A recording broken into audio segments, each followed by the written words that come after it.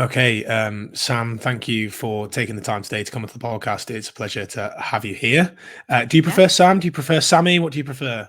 Honestly, I go by all. So Sam is completely fine. Sammy's fine too. My real name's Samantha. So whatever you think works for me. I should have asked really before I just threw up the banner and the title as Sam Previte, but it's great to Perfect. have you here. Tell us a bit about yourself. Who you are and what it is that you do. Yeah, so I am a registered dietitian, certified intuitive eating counselor, certified personal trainer, and the founder of Find Food Freedom. And we are a virtual private practice that is made up of a team of registered dietitians, certified intuitive eating counselors, and our entire is to help humans make peace with food and their body. And so, yes, we are on TikTok at Find Food Freedom and on Instagram, but I always love to state that we're also a private practice because I think sometimes we get lost in the social media world and people think we're just an account. But we have an array of services where we have a monthly membership, we have group coaching, we have one on one coaching, and we support clients all over the world. So we have clients in Egypt, New Zealand, Spain, UK, Canada, the US. I always say if you have a relationship with food or if you eat food and you have a body, we can help you. So hopefully that means everybody. Yeah, awesome. Thank you so much for that. Sorry for I muted your mic halfway through, and I didn't mean to at all. I meant to mute my own so that I didn't drink loudly on audio, but literally for a subsection at a time. But yeah, No worries. um, it is actually fantastic to see your company and the breadth of services that you provide, and the levels of different things that you provide, the amount of people that you serve, and as you said, it's good to go beyond the social media because Mhm. you have built a large account, so it is easy for people to kind of get lost in the idea that you're just a social media personality almost. I Mhm. mean, you know, I follow you on all platforms, and you must simply get an idea in your head and then just decide to film it. It seems like that. Not that because your content is everywhere, and it's Mhm. great. I really enjoy your take, but it's just as if you're so prolific on social media as well as then running that practice. It's hats off to you. Thank you. And yes, you know my creative process. My secret has been revealed. But it actually makes me happy that you said that because there have been seasons where I would get in my own head and be like, I have to create this perfect video or I have to script it. And I'm like, no, fuck that. Like the ones that do great and resonate with people are while I'm eating lunch and I sit there and have a story that popped up into my head and Yeah. that's what I tell. So and it's like you'll kill yourself if you're trying to figure out the perfect way to reach the most amount of people when it's like the ones that truly you just hit record and talk. Those are the Yeah. best ones.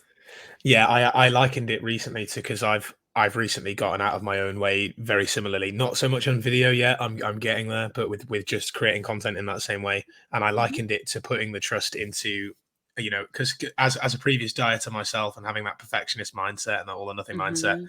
it was similar to trusting that the answer to my food was outside of myself. Like I need to follow a diet. Mhm.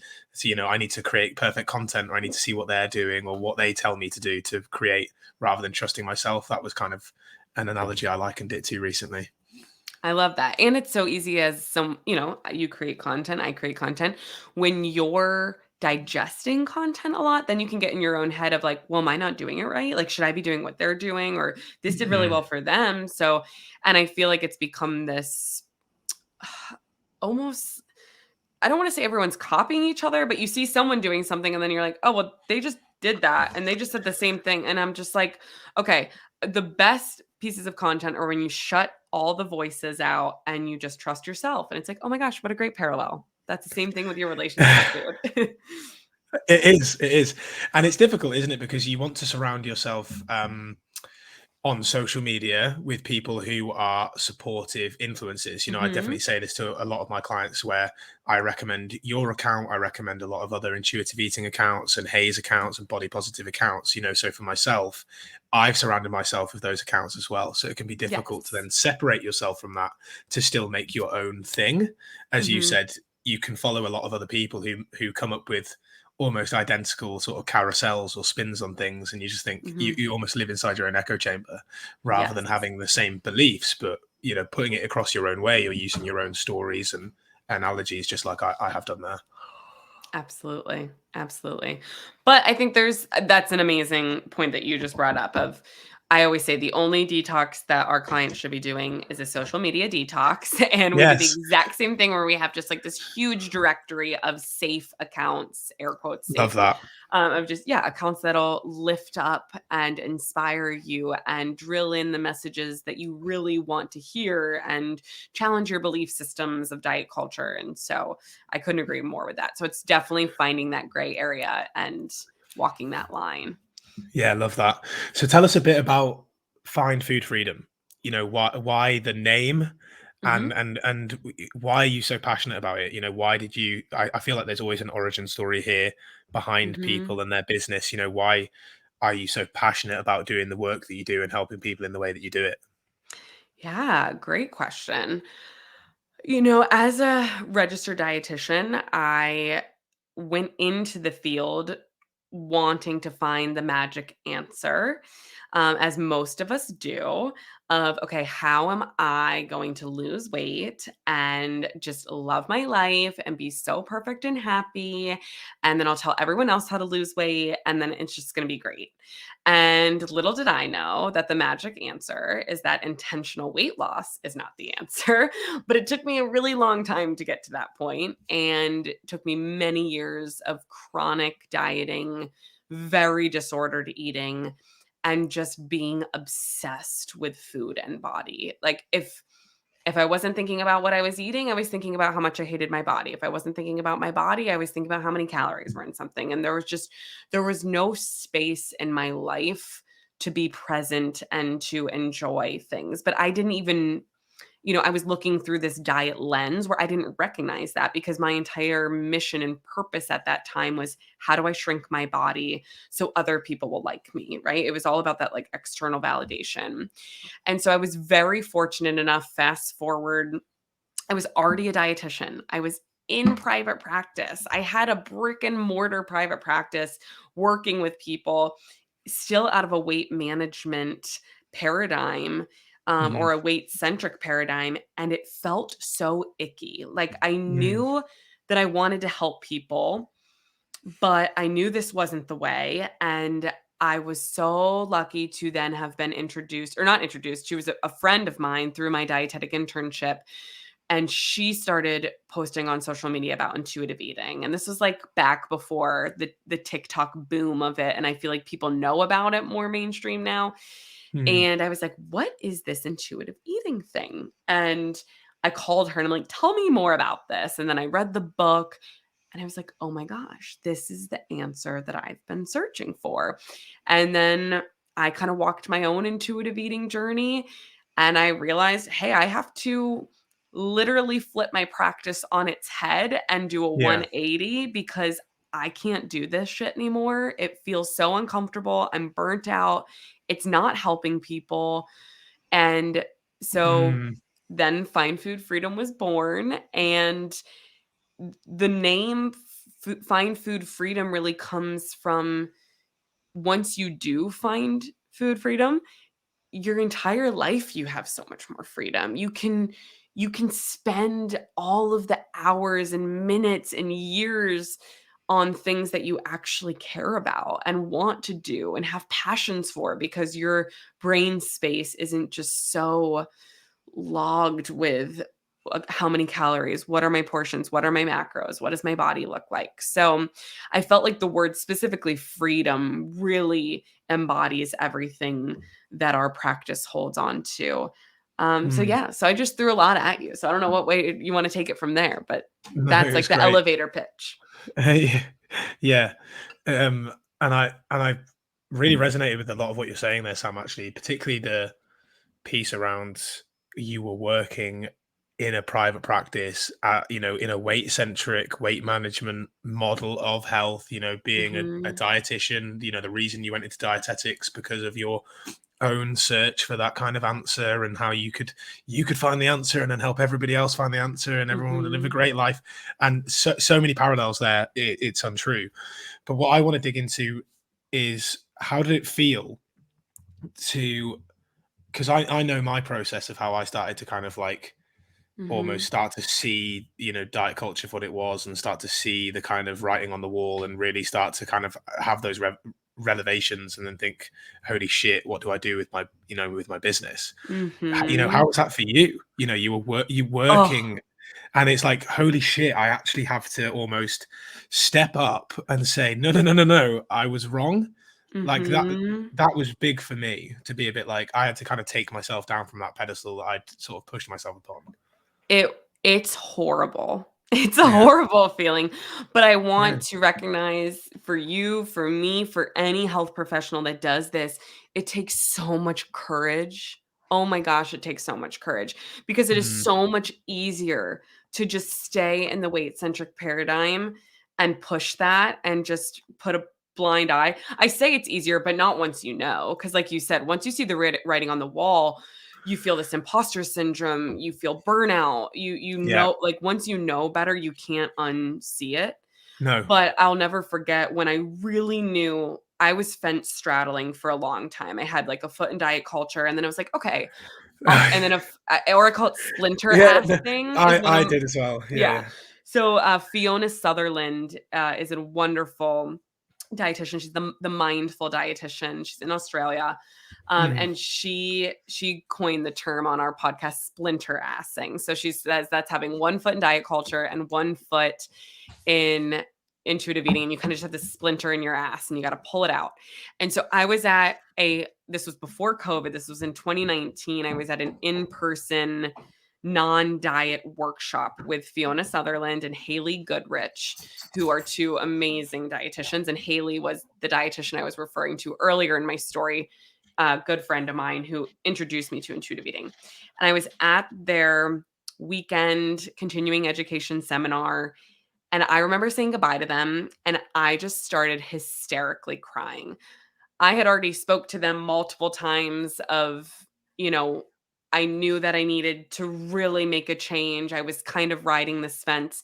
And so, to answer your question of how it felt, it was so scary. It felt like I had all this pressure. And I'll never forget, because out of the corner of my eye, I see Christy Harrison walking up, who is like my idol. For those who don't know, the host of the Food Psych podcast, and just such an amazing anti-diet dietitian. So she walks up and she's like, "Hey, I recognize you." And I'm bawling to Fiona and Haley, being like, "I don't know what to do." Like, and so, here I am now. I can confidently say I have survived, Yeah. and I'm surviving every day, but it's so hard. It takes so much courage to unlearn, but it is so worth it, because once you get to align your work with your morals and your values and your belief systems, there's Mm. nothing better. Oh, no, yeah, no, I totally agree. It's funny because I think that was one of the biggest things that was a light bulb for me, was, because I felt very similar to you in that I was very much splinter assing it, in that, Mhm. I was talking about, mindful eating, and, relationship with food, and behavior change, and then still talking about weight loss, and being like, yeah, listen to your hunger and your Yeah. appetite, and Same. have balanced meals and all the rest of it. But I was doing that as I was kind of learning a lot more about disordered eating, and Mhm. that very gray area, well, not gray area, that fitness model we're shown on Instagram, this epitome of fitness that we see on TikTok, social media, is actually very much disordered eating. Mhm. And that was the thing for me, because I was in my mid-20s when I started my business. I was someone who had always struggled with his weight. I had then lost weight through excessive amounts of exercise and counting calories, and therefore I was like, "Yeah, holy grail, found it! Boom, Mhm. let's give this to the world and watch everyone be happy and healthy for life." Obviously, that was not the case. Mhm.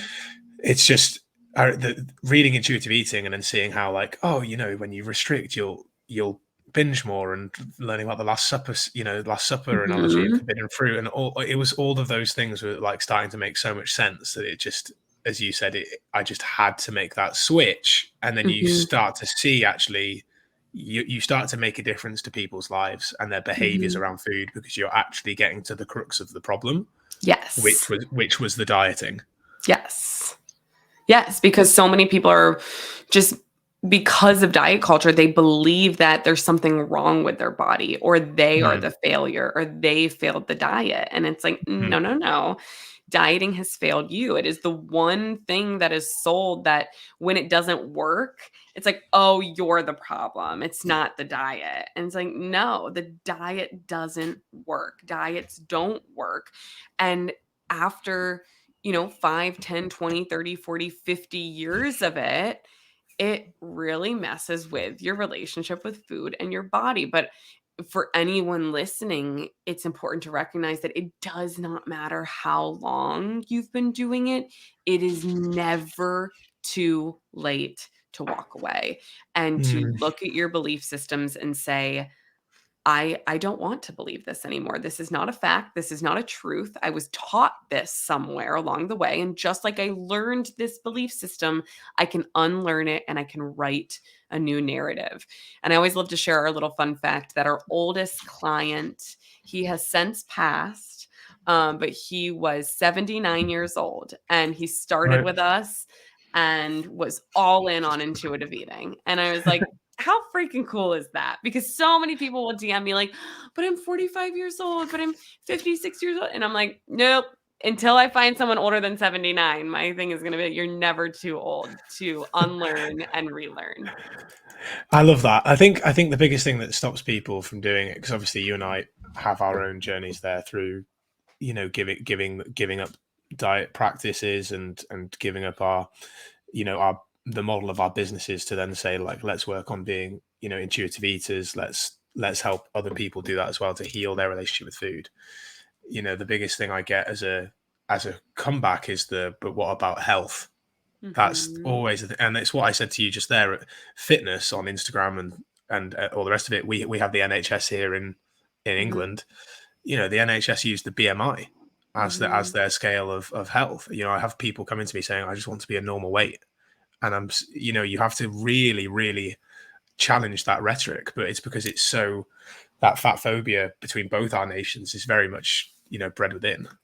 Yes. And it's, you know, the difference between now when someone comes and says, but I want to lose weight, we don't shame them, right? And we don't say, "You're not allowed to do that," or "No," or, like, point a finger at them. But the answer is or the response to that is, "Tell me more. Why? Mm, Why do mm, we wanna lose weight?" And usually, like you said, that next follow-up will, "Well, for my health." And then that's where we can as an intuitive eating counselor, I like to say, it is not my job to convince people not to diet. The no. people we work with, right? They come to us because they've seen our message and they say, "Okay, I get it. I've dieted for X amount of years. It hasn't served me. It's actually harmed me. And I Mm, have no idea what the hell to do." mm, And so, but going back to your statement about health, right? Is we know that yo-yo dieting, the research has increased risk of disease states such as mhm. cardiovascular disease versus those who resided the exact same size, regardless of the size of their body. And so I genuinely think when people come to us and they're like, but I want to lose weight for my health, they just don't know better, right? And that's where we have this great opportunity to educate and to deliver this message. And then people get to decide what they want to do with it. Um, and I just, it's always, it's so hard when you see someone and you have a great conversation with them and they're like, I'm gonna keep dieting. And you're like, you know what? You have full body autonomy, do whatever you want. I'll probably Yeah. see you in a few years. I hate to say it. And, you do you, but it's so hard because you're like, "Oh, I know your life could be so much better," but I get it. You gotta do you, and to each their own. Yeah, that's the hard part, isn't it? That you sort of think to yourself, okay, you are allowed to do whatever you want. Mhm. We, I'll still be here, as you said, and re-educating on health is is a big piece. You know, Mhm. I find that's where a lot of what I drive my content towards, because I have compassion for other fitness trainers and professionals that do what I used to do, because Yes. that's the way I was taught. Yes. You know, That's what we were told to do. yeah. You know, I remember learning about intuitive eating and health at every size, and it was, I mean, they were both mentioned once in a single lecture rather than Mhm. having, you know, in entire modules on. And it was sort of brought up as, yeah, you know, there's a kind of growing a bit of this space, but don't worry too much about that because we're teaching you the evidence base. And then Yeah. when I actually read Intuitive Eating and Health at Every Size, to see the amount of research that they both cited, you Mhm. know, to back up the claims, like one that you just brought up there, it was astounding to me that I just not even been made aware of it at all. Mhm. Mhm. And yeah, the one study I was just talking about, that was out of the American Heart Association. So we think Right. it's just, you know what I mean? And so it's, oh, it's crazy. I would love to, I'm gonna flip an interview question on you. Do you All get, right. being a male in this space, do you get a Mm, lot of pushback from the typical gym bro community just yeah. tearing you down? Do you get a lot of that? Yeah. All the time. Yeah, I can Um, imagine. and it's so weird, right? Because actually, if you were to look at me, I'm still very much straight sized, Mhm. but in the fitness industry, I have been called out for being overweight. Mhm. Even inside circles of friends, Mhm. I've had, you know, banter, as it's called in the Mhm. UK, you know, Yeah. joshing around in the US around putting some weight on recently, Mhm. as I healed my relationship with food, and very much go through now a stage that I'm documenting, which is kind of healing my relationship with exercise to sort of Mhm. discover really where I fit with it. Yeah. But I've had personal trainers reach out to me and say, you know, it's just because you don't have the discipline to Oh, do what you need to discipline. do. I fucking hate that word. So do I. It's awful. It's Yeah, yeah. terrible. I get it back. Yeah, you know, well, people have said, um, the goal is never to love your body because otherwise you've lost. You need to continue fighting. You didn't have the discipline to stay on track, and now you look like that. Someone even reached out once and said, Ugh. "Why would I want to look like you? You don't look like you train." Like awful, awful things. Well, it's just like we've talked about here, right? It's the fat phobia shining through, but it's also because my message and yours, because they align so well, we are threatening Yes. their everything, right? Their core beliefs and their business if they are a personal trainer. Because if people truly believe that there's nothing wrong with their body and that they can heal their relationship with food and body, then all of the diet culture bullshit and people would poof be gone. So it makes sense that when they read your messages, they're like, no. Then they get all defensive because we're threatening everything that they stand for. Yeah, and I can, and again, I can show like I can rise above the pain that the message caught, Yes. because I can show compassion and understanding for that, and feel not like a not a patronizing sadness, Yeah. but a sadness for sort of where they are, and that's the way Yes. that they would speak to someone else. And you know, if anything, it actually strengthens my message to share those Mhm. stories, share the screenshots of the messages, and talk about why they've said it, why it's not Yeah. okay, how to manage it going forward, you know, and because it then helps elevate the people that follow both of us away from diet talk, body talk, and toward the values of them as human beings and their health status, irregardless of those things. I'm so happy you brought that up. And was it always like that for you? Because I know for me it wasn't, and it took time to get to that. Like in the beginning, I felt like I had a lot of anger when I Right. would see that. Yeah. But I feel like over time, it's almost like the stages of grief, right? And then I got Yeah. to a place of really acceptance with that, and like you're saying, empathy and compassion of Yeah. showing how we can hold space for them and recognize what's going on. And I feel like that drives such inspiring leadership in this space because people need to see that, and Yeah. there's enough people yelling at each other on the internet and like no one's Uh, got time for that. and when has, so you know, when has someone commented on your post with something very angry and very much uh argumentative? When has that ever changed your mind? Exactly. Never in the history of the world has that ever Mhm. changed anyone's mind.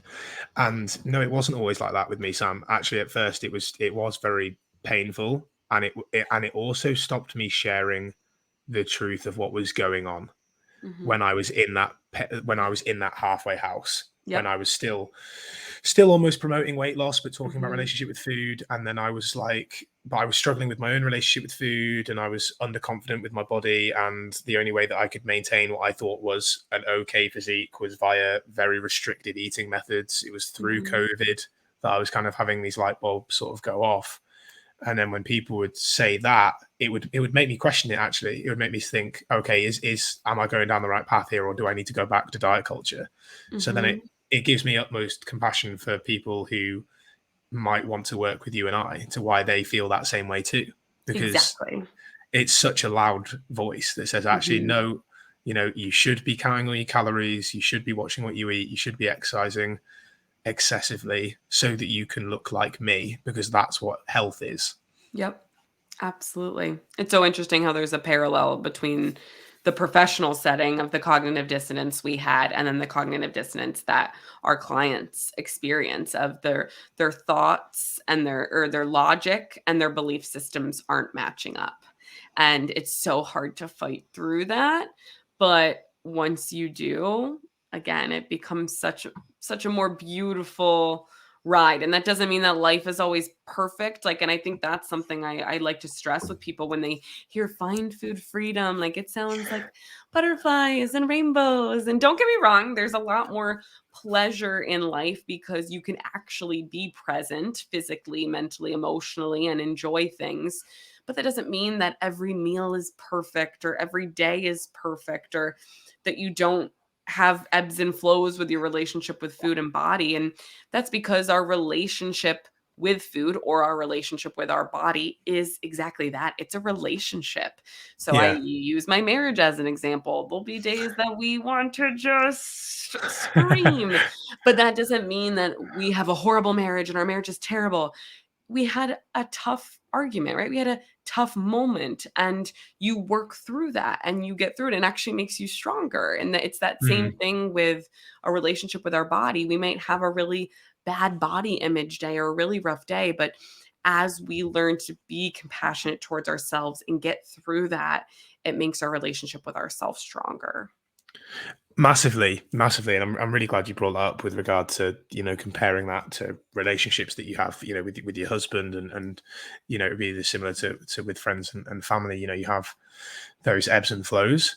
I Mhm. think that's why we cling on so much, because I love how you clarified that with Find Freedom. It's not all happy all the time. Mhm. Of course, as you said, there's a lot of freedom when you let go of the dieting rules and you allow yourself to live in the moment and experience life. Because let's be honest, so many people have lost really precious moments to diet Mhm. culture due to calorie counting or Yep. what have you. But I think it's also because of the lies that diet culture tell us of the perfection that could be ours if we were to just buckle down and try a bit harder, and this kind of like lying facade of what a perfect life looks like. It plays into that perfectionism that the chronic dieter has as a cognitive distortion anyway. And I Yes. think it also ties into our lack of being taught how to emotionally regulate. Oh gosh, yes. Yes. Once I found, like, freedom with food or healed my relationship with food, that was where I was like, "Oh, shit. It's not about food." Yeah, And I was that's like, it. "I have That's it. no idea any emotions other than happy, sad, mad." Those are the Yeah. I forget the research on that, but it's like the average adult only can Those recognize 3. 3 Those emotions. 3. Yeah. And, I think some of that could be generational trauma passed down where it's like if you were raised by emotionally immature parents, then you're like, what are emotions and how Yeah, do I I cope agree. with them? And so, yeah, no, once you uncover and kind of make peace with food, it's like, oh my gosh, it was never about food. I have so much more work to do now. I say that to people who work with me all the time, in that it's not about food. They come to me, and people always want to say, "Okay, what am I doing, coach? What's the Mhm. plan? Like, what are we doing first? What's our first habit?"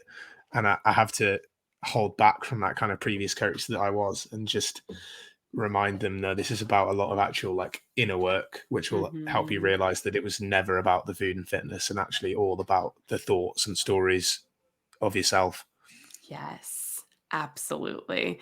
And that's where I had a client once say to me, she was like, Sammy, this is not intuitive eating. This is intuitive living because once you make peace with food and recognize you have unconditional permission to eat and you don't have guilt and shame with food anymore, like this just ripples into all of these other sectors of your life, like, dating and intimacy to your job and efficiency and your relationships with anyone, friends, family, and just how you show up in the world. And it's such a bigger conversation than food. Um, but I do think food is the pinnacle, right? Because like we said, we have Yeah, to start there and heal that relationship and then go on from there. And that's where you get to decide what you want to spend your time doing, what you want to, you know, fulfill your free time with. Because I had a client once, we did her I'd have to go back and find the post, but we did the mental math, and it was like after we did the math, I think 108 days of her life, we found out if we took all the hours were spent logging on MyFitnessPal. right. Oh fuck. 108 days. Oh my god. Yeah. Right? So when Yeah. she Yeah. saw that in session, there was definitely a period of like grieving we had to do because we talk Yeah. about the time that diet culture takes from us, but to see that, and that was just my fitness pal, right? That's not even Mhm. counting like the thoughts or the, things that are spinning in your head like a hamster wheel. So that's Yeah. where, Outside of those time. Yeah. yeah, and I think Christy Harrison is the one that coins the term like life thief. She always calls diet culture the life thief of Okay. it's time, it's money, it's precious memories that it just Mhm. steals from you. And so, yeah, but 108 days were spent logging on MyFitnessPal. I mean, you make me wonder what my own count is. Mhm. Because I know that. I mean, now I find my self worth in my Duolingo streak, and before it very What much are was you in learning? Which language? French. Oh, amazing. Yeah, I it want to was. learn Greek, but I don't know. There's like I got to get through some negative thought pattern of like why I shouldn't be doing it. And oh, it's too late. It's like all of the things that like our clients say, I'm like, oh shit. All right. I got to do it. Yeah, there's ambivalence there to check into, Sam. Yeah, Yes. and Yes. all or nothing syndrome or perfectionism to overcome. Yeah, French was easier for me because I studied it at school, so it was kind of Okay. easier to blend into. Mhm. But as I was saying, jokingly, I don't attach my self worth to that streak, or albeit impressive. But my fitness pal, I did. Yes. It was very much a logging streak, and what gets measured gets managed. The whole like awfulness. And I know what you mean about the grieving process of that. I have clients now who fill out that dieting history Hmm. questionnaire. I often Hmm. get them to fill it out actually on a timeline. Draw a Yes. line across the page with years, and Hmm. put and it brings up a lot of emotion for people to see that, to be like, yeah, I'm still sort of where I am now. Look at all of this time and energy, money, as you said, not just the time on my fitness pal, but the constant mental noise about how Hmm. much you weigh, what you're eating that day, what you should wear, and how you're showing up in the world. It's just it just swallows your whole life. It really does. It's that lens that we look through. I had another client. I love analogies. I feel like that's all I'm giving is analogies here, but it But just they're the helps best way me people learn. learn. Yeah, Yeah, the that's best way people how I learn. learn. But honestly, it's my clients. My clients are brilliant. I learn from them every day. And my one client shared, she was like, now that I'm an intuitive eater, before she's like, it was like the Wizard of Oz where I was seeing everything in black and white. And then I am now an intuitive eater and I see the world in color. And you're Mm. just looking at things through such a different lens. And it's, but I understand why people are so scared to do that jump. And I think it's very similar to what we talked about earlier. It's how we were so scared to have that courage to unlearn and take that step. And it's very similar for our clients as well. Yeah, and to bring that point up, Hmm. it's it's it's very much a process. Hmm. I get a lot of people who say, "Oh well, I tried intuitive eating and it didn't work. Mm, I tried it. I tried giving up all the rules. and I felt, out of control. I gained a load of weight and it didn't work. Mhm. And, I'm very quick to remind those people that, I mean, one, that's why we have coaches and counselors and people to help, guide you through things a step at a time. But also to know that just because you like ate a load of food and gained a load of weight in that one little period of your life doesn't mean that anything failed at all. It's just a Mhm. really small subset of your existence on this earth. And Yeah. actually, yours and my journey was actually what, a couple of years of a lot of reading, a Mhm. lot of research, a lot of questioning, a lot of self doubt, a lot of toe in, toe out, toe in, toe out, Mhm. until we were then able to embrace the lifestyle for ourselves, and then be able to be in a position to help other people do the same. So it's not something you're just gonna snap your fingers and say, "Hey, intuitive eater, fixed." Yes. And I think that's where people think that not dieting is intuitive eating, right? Yeah, when Just it's because not. you're not dieting doesn't mean you're doing intuitive eating. It just means you're not dieting, which is huge. That's important to give ourselves credit for that. And, Yeah. that's a huge step to say, I'm not going to diet, but that is just one teeny little piece. That's like brushing over the first principle of reject the diet mentality. That's not getting into any of the application of the principles. And another analogy, this is the exact same thing as I'm gonna use accounting as an analogy because I hate accounting and numbers. Your girl is more on the creative side. So, if I were to read a book, Accounting 101, I read it from front to back, a 500-page book about accounting. Am I gonna be an expert in accounting and know how to be an accountant and be really good at accounting? No. If I could even get through the book, right? Mhm. So, same thing. I think people read the intuitive eating book, or maybe they don't even read the book. Maybe they're just engaging with posts on social media like ours Mhm. of trying to learn what it is and thinking that now they should be able to just be an intuitive eater. Where again, that is just not the case for anything in life. We could use that analogy in a million different ways. So giving, I think it's just giving ourselves grace that just because we know how to go hand to mouth, chew, swallow, digest, absorb food doesn't mean that we should just know how to have a relationship with food, especially when we grow up in this diet culture and have different lived Mhm. experiences of just a lot of fat phobia, weight stigma, and just pure chronic dieting, disordered eating all around us. Yeah, well, yeah, exactly. Because, as you said, people study for years to be a certain profession, to be a Hmm. certain quote unquote expert, or to be in a certain position where they can embody that lifestyle. As you said, if it was accounting for yourself, it would take a long time, which is why you outsource that to someone else. Hmm. And I mean, our school systems are quite backward anyway, aren't they? Where they're like, hey, just be like slightly good at everything, rather than Hmm. being like, hey, you definitely vibe with this. Let's go over Yeah. here and make you experts at this. Anything else you can outsource and pay for, or, here's a calculator. There you go, add up. Yep.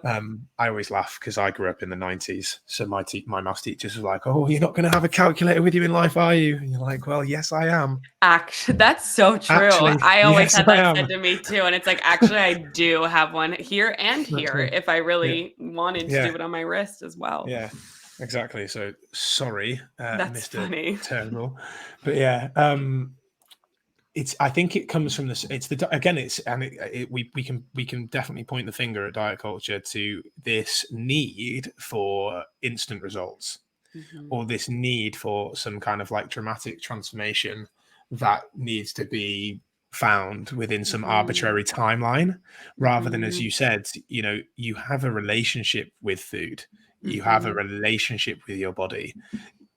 Being alive and being healthy and fit and eating are things you're going to do for the rest of your life. Yep. So you need to kind of embrace that infinite game effectively of eating, rather than thinking it's just something that you fix and then move on from. Yes. And I love that you brought up the point of the transformation, right? The instant transformation. I feel like transformation before and after photos have gone away, but I think that's maybe just because I've I haven't. curated. Okay. I was like, my next thought was gonna be probably because I've curated my feed to have Yeah, absolute no bullshit on it, and I yeah, no. forget how fucked up the world is. But I always like to remind people that unless that person is dead in the after photo, which I would never wish on anybody, that is not a before and after photo. That is a before and during photo. Now, Mm, usually those photos have a lot of Photoshop on them anyways, or they're standing a certain way or hiking their pants up a certain way where it's going to look, different. But even mhm, if it were a true natural photo, it is a before and during photo, and their body is going to ebb and flow and change. And we know that there are zero randomized controlled trials that show sustained weight loss greater than 2 years for any diet that exists in the world. So I don't want to say I told you so, but let's check back in 2, 3 years from that photo and see how mm. that person is doing. And again, not to shame people to say you're going to gain the weight back. It's not about that, but it's about No. knowing that bodies are going to ebb and flow and change. And our bodies are our least interesting thing about us. I think sometimes, I Yes. don't know if you feel this, but sometimes being in this field, I'm just like, fuck, like, are we still talking about this? And I think it's because, again, we are just like in it all the Yeah. time. And I hold so much empathy. I'm not talking about my clients, like the client No, stuff, no. like, of course, like you're there to hold space and help them through it. But it's like the stuff you see on social. You're just like, really? Yeah. Really? Like people are still saying this. Oh, yeah. You know, I'm part of, I'm part of different entrepreneurial groups, fitness groups, things like that. There have been different things that I've paid for in the past for help with marketing, which was just, absolute bullshit, effectively, like Mhm. diet culture's version of marketing. Yep. And every fitness professional in there is using before and afters, Of course. promising large transformation in short time domain, because therefore that's the most desirable offer. I mean, Yep. fuck my life. It's so surface level. It's horrific. Um, and even that, another group I was in, we had a kind of, lecture the other day, or a group help. And this is just more around kind of like writing that I'm sort of seeking help with. But this woman was basically discussing about how to showcase social proof that isn't a Mhm. before and after, because everybody Mhm. else in there is using before and afters. And I was just there being Yep. like, yeah, I actually never use them because I'm Yes. helping people with their sort of like behaviors in relationship with food. And it was like Mhm. mind blowing to the Mhm. room that was even a thing. So yeah, they Yep. haven't gone away, just FYI. And actually, as you said, it's not about shaming the person who's had those photos taken to ask them where they are in a couple of years. It's providing social media literacy to the people who will listen to this show to understand Yes. what actually goes on beneath them. And I'll let people know as well that I used to market that way. Mhm. And I also used to use photos of myself when I was at my leanest in the middle of a CrossFit competition or whatever to be like, hey, look, I've achieved this too, even though I didn't look like that at the time. Yep. I'll hold my hands up because it's Yep. just what they do. Here's Yep. a photo of me in this photo shoot I did 2 years ago by my macro plan. It's like, yeah, but Mhm. what do you look like? There's just a huge disconnect. Yes. I'm so glad you brought that up. And yeah, I'm glad you also brought up it's not about shaming the person. I also No. use the before and after photo, right? Like that's what we shared in our stories is we used to be the disordered ones. And I think that's where it can be so helpful to just to show up and say, "Hey, I get it. I used to be doing that too, and I Mm, understand why you're doing that." I even find now, and I would be interested to hear your take on it. There's a lot of misinformation about intuitive eating and on the internet. Evelyn mm. Tribbley, when we interviewed her, I actually chatted with her yesterday, and she was like, "If you want to find like be really confused about intuitive eating, just look up hashtag intuitive eating on social media, Yeah. and there you go." Yeah. Um, but there's a lot of the before and afters now in the anti diet space Yeah. of showing bodies and showing roles or maybe unflattering angles and things. And I just want to bring that up because I steer away from that because I also something I haven't said yet on this podcast, which I definitely try to make sure in any speaking that I do, is I hold a lot of privilege. I am a thin, white, cisgendered, able-bodied, heterosexual woman, and I can show up on the internet and say my message and get a ton of praise for it.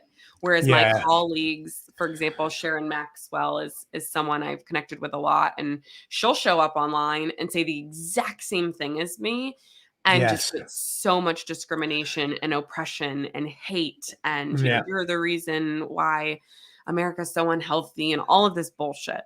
And so I Mhm. bring this up because I'm very intentional with what I share, where, like, I don't want my body to be any piece of Mm. marketing for Find Food Freedom. Of course, I have to show up and, like, I'm not gonna put, like, a filter, like, bunny or, like, dog face on so you can't see, like, I have to show my face, but I try Yeah. to be very intentional about not showing my body Yeah. because I used to use my body as a sales tactic, right? Yeah. Buy my program, look like me. So Mhm. even if that weren't the intention, I don't even want to do it because I don't even want that to unintentionally be the reason that somebody works with myself or my team. Yeah, interesting that, yeah, because obviously my physique shows up if I share a training video or Of something that I might course. that I Yeah. that I might share, even if it's education or sharing like a personal highlight. I've talked a lot about my training journey recently, as I said earlier, about Mhm. healing my relationship with exercise and kind of just sharing videos. Any physique shots, as if I just use that term, you can tell I still speak to a lot of fitness pros. So any body images I show up on Instagram now are very much my journey of how I've gained weight and there isn't an attachment to my physique. But Yep. as I said to you just now, if I was walking along the street of a bunch of other UK, US people, you're never going to point me out and go, that guy's overweight.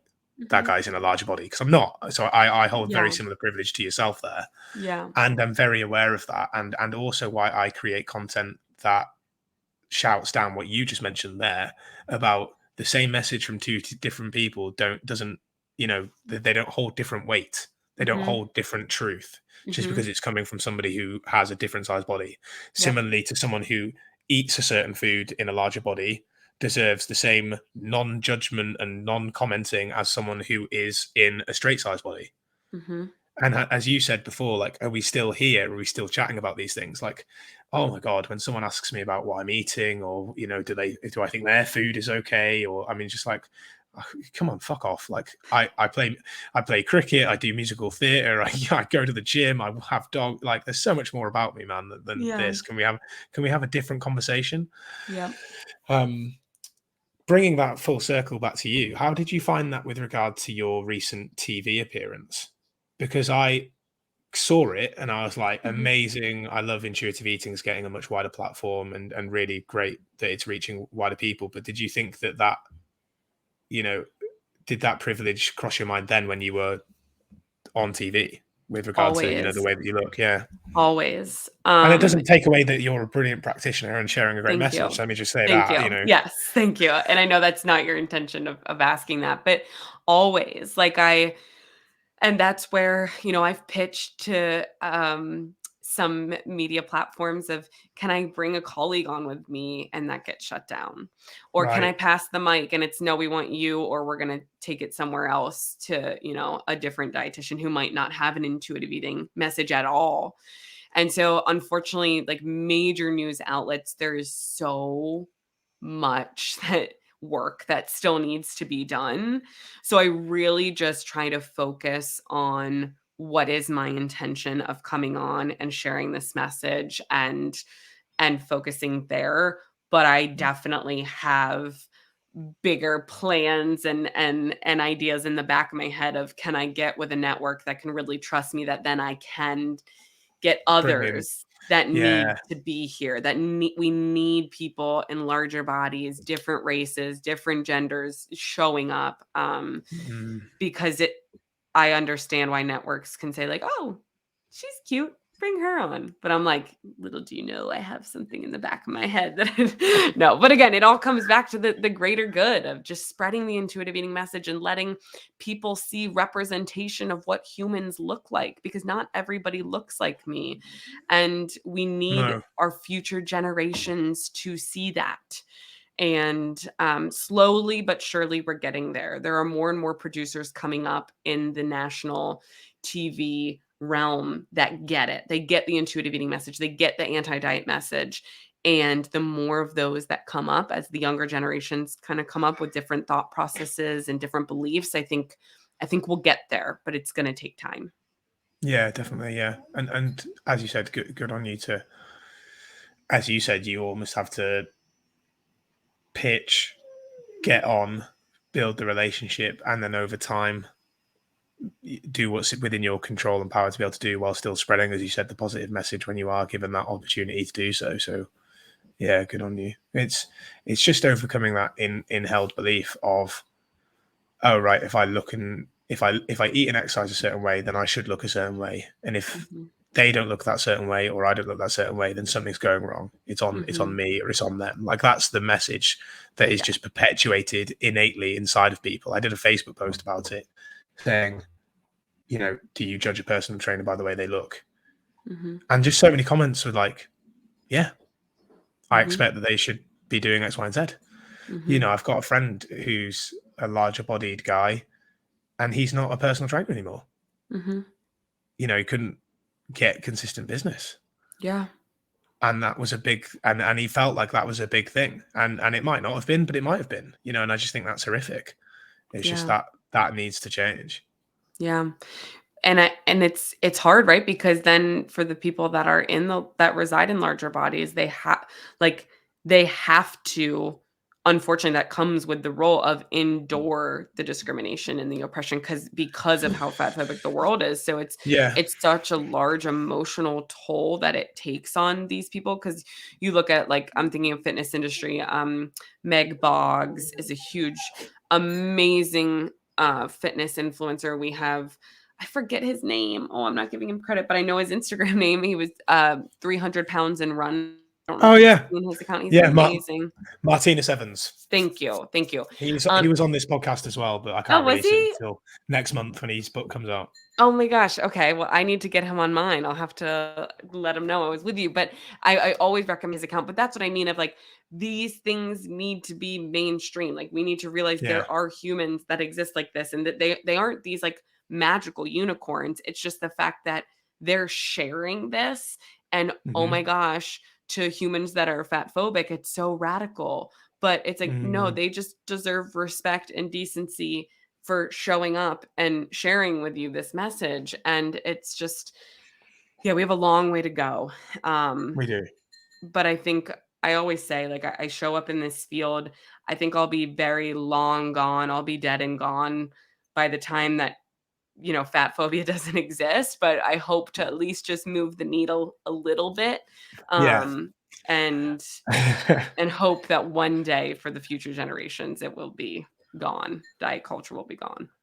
Yeah, and I think, because I'm conscious of your time as well, Sammy, but my wife and I are expecting our first child Oh, in congratulations. October. Yeah, thank you. And I think that, the thing for me is, like, I've bought the How to Raise an Intuitive Eating book, I and just did that I, certification for my yeah, CEU. It's literally great, just finished the test great. last week. Yeah, yeah. So I've bought that book, and I've chatted to my mum because my mum was a Weight Watchers lifetime member and things like that. And obviously, I've actually helped my mum a lot with her own relationship with food and body, through recent stuff. And I've had the chat with her, like, right, there's absolutely zero, diet talk. And I've chatted to my wife about, I can't wait when she comes, or he or she comes home with a school assignment and it's, about food. And I just Mhm. storm into the school office and, like, this isn't okay. I'm just going to be that absolute nightmare parent. Can't wait. Yep. So excited Yep. about it. I have one of our episodes on What the Actual Fork podcast. I'll have to send you. We had Yeah. Sunnyside nutritionists on, and they are, Oh, cool. if you don't already follow them, they're two of the most amazing, like, child specific eating disorder, intuitive eating account. Oh, cool. But we Yeah, had a great. whole convo on, like, school assignments and how to handle that as a parent who is very aware of diet culture, and how to keep your, boundaries, but also not get burnt out, because it's like you said, it comes back to, you're just going to want to protect this little human so much. And Yeah, but unfortunately there's only so much we can do. So I know. it's one day at a time here. Yeah, exactly. Provide the literacy and then also provide the space for their own emotional regulation and resiliency. Because, as we've Yes. already said, otherwise, they won't have those skills. So, Sammy, thanks so much for taking the time today. Find Food Freedom, Instagram, TikTok, website, anywhere else that people need to go. You bought the Fork podcast as well. Yes. So we have TikTok is at Find Food Freedom. Instagram, you just add some dots in there. It's at find.food.freedom. Findfoodfreedomresources.com is a great place to go for free trainings, really, really great resources about all things intuitive eating. And then we have the Find Food Freedom podcast. And I co host the What the Actual Fork podcast with my co host, Jenna Warner. So all the Awesome. things. Yeah, and I highly recommend all those things, part of your Facebook community you. and, listen to your podcast several times. So, yeah, keep up the great work. Thank you. Thank you so much.